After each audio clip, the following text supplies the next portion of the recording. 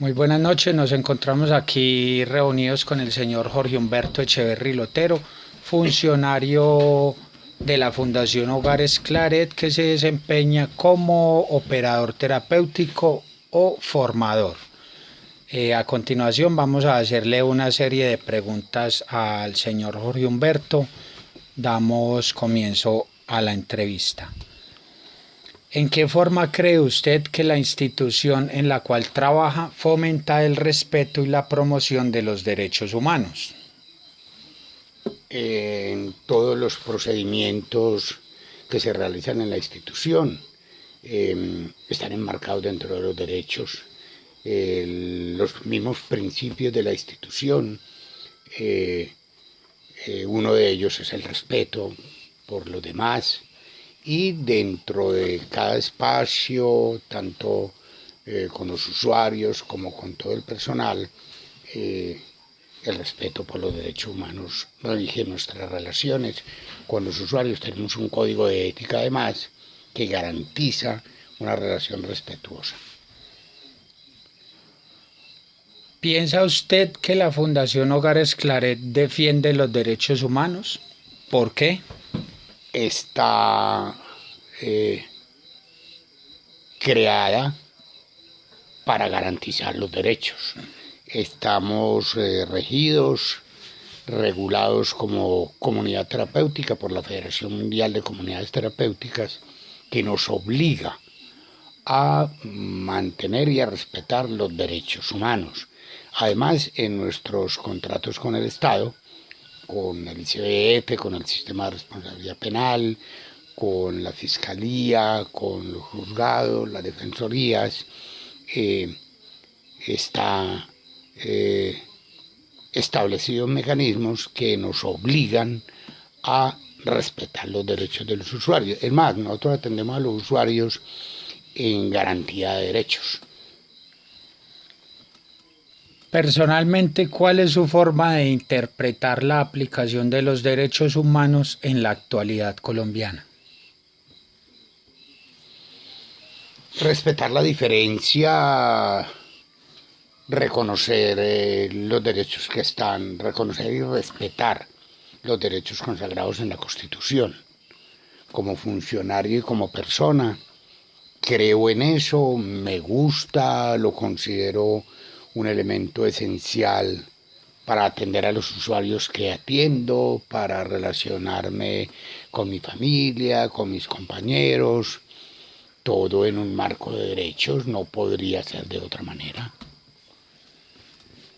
¿Cuál es el motivo por el que terminó unido a una institución que se dedica a la protección de los derechos humanos? Mi vocación de servicio. Hace 30 años entendí o definí que mi profesión tenía que ver con servir a los demás, con ayudar a los demás. Y resulta que esos demás eran gente con problemas de vulneración de derechos, con problemas de adicción a drogas, marginalidad, problemas de conducta, problemas de tipo social, prostitución, habitabilidad de calle, gente que tenía problemas con la vulneración de sus derechos. Y me encontré ayudando a los demás necesariamente rescatando y velando por el cumplimiento de sus derechos. Desde su ejercicio profesional, ¿qué actividades específicas realiza que den cuenta del aporte al cumplimiento de los derechos humanos? Todas las actividades que yo realizo como funcionario tienen que estar reguladas por una relación o dentro de una relación en la cual los derechos del otro sean o definan la relación. Por ejemplo, desde el mismo momento en que saludo al usuario, debo mostrar respeto por él, entendiendo la diferencia. Desde el mismo momento en que inicio un procedimiento de ingreso de un usuario a la institución, debo respetar su filiación política, su orientación sexual, su raza, sus preferencias para relacionarse, sus gustos políticos. Desde el mismo momento en que yo lo conozco, tengo que establecer con él una relación fundamental en los derechos. Y en todas las intervenciones, en los grupos, en las terapias, tengo que tener como premisa el derecho del otro. No debo levantar la voz, no debo maltratar, no debo insultar, no debo discriminar, no debo agredir. Siempre en mi relación, todas mis funciones están enmarcadas dentro del derecho. ¿Qué mecanismos de exigibilidad utilizan como institución para verificar el cumplimiento de todas las acciones que realizan como fundación, encaminadas a la protección de los derechos humanos? Tenemos un departamento de control interno que hace una supervisión permanente de todas las acciones de todos los usuarios. Tenemos un código de ética y el director y los encargados de los grupos supervisan todo el día y todo el tiempo que las acciones y que la relación con los usuarios estén enmarcadas dentro del derecho, el respeto por sus derechos. Tenemos también en la relación contractual con el Estado supervisores del contratista que verifica periódicamente el cumplimiento de los derechos de los usuarios. ¿Cómo maneja la Fundación Hogares Claret los casos de los grupos poblacionales donde se requiere una especial defensa de sus derechos humanos? Con un grupo interdisciplinario, con asesoría del Estado, con atendiéndolo en un programa específico que dé cuenta o responda a la necesidad específica que tiene el grupo. ¿Por qué la Fundación Hogares Claret se ubica en el marco de defensa de los derechos humanos? ¿Cuáles son sus razones? La misión. La misión de la Fundación Hogares Claret nos ubica exactamente en una relación que no puede ser otra que el respeto por los derechos humanos, el amor y el servicio al otro. ¿Qué leyes o normas rigen a la Fundación en cuanto a la aplicación de estrategias que dignifiquen la especie humana y fortalezcan asimismo sus derechos? El Código de Ética y la Federación Mundial de Comunidades Terapéuticas tiene un código estricto que todas las instituciones, particularmente entre ellas la Fundación Hogares Claret, tenemos que cumplir. Y la Constitución colombiana, que nos obliga a cumplir o a dar cumplimiento a todos los derechos. ¿A qué tipo de población están dirigidos los esfuerzos de la Fundación? A población vulnerable, particularmente con adicciones, en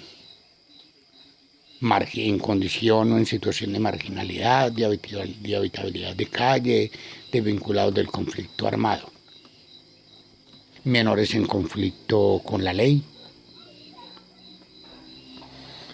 ¿Existe un proceso de selección a las personas que ingresan a los Hogares Claret?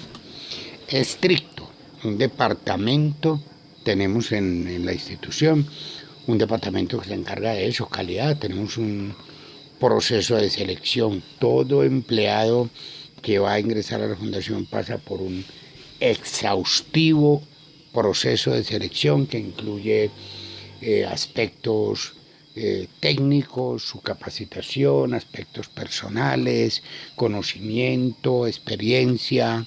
Inclusive se están aplicando actualmente pruebas antidoping y detector Polígrafo. un polígrafo. ¿Qué normativas existen y con qué rigurosidad son aplicadas en la población que habita los hogares Claret? Tenemos definidas claramente las normas que rigen la permanencia en esos programas. Son, además de las normas que consagra la Constitución Nacional, normas particulares de acuerdo a la especificidad de cada población. Me explico, no invadir el espacio del otro, no agredir a las otras personas, no utilizar drogas dentro de los hogares, no utilizar armas dentro de los espacios, normas propias de cada uno de los centros y que tienen que ver en general para todos los programas y en particular para algunas poblaciones específicas. ¿Quién y en qué año se fundan los hogares Claret? ¿Y debido a qué surge esta idea? Esta idea surge en 1980 en la cabeza del padre Gabriel Antonio Mejía, un sacerdote claretiano que prestaba sus servicios en Antioquia, siendo el bayuno. Él era el ecónomo de la congregación de los claretianos, y viendo la problemática de la habitabilidad de calle en Antioquia, cómo se reunían los muchachos en la calle a drogarse alrededor de una hoguera, le surgió la idea de ayudarlos. Se reunió con un grupo de personas voluntarios en Antioquia, viajaron, averiguaron y estuvieron en el exterior mirando qué se podía hacer por este tipo de población y encontraron en Proyecto Hombre en España y en Italia unas formas de atención para este tipo de población conocidas en aquel entonces y ahora como comunidades terapéuticas.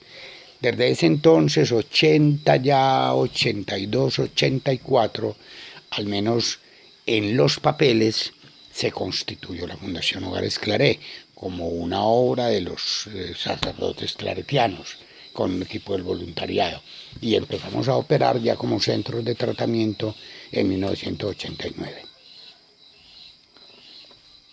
Es claro que el grado de estrés que pueden llegar a manejar los profesionales de la fundación por los casos que allí se presentan. ¿Qué apoyo en el manejo de las emociones reciben los profesionales que allí laboran?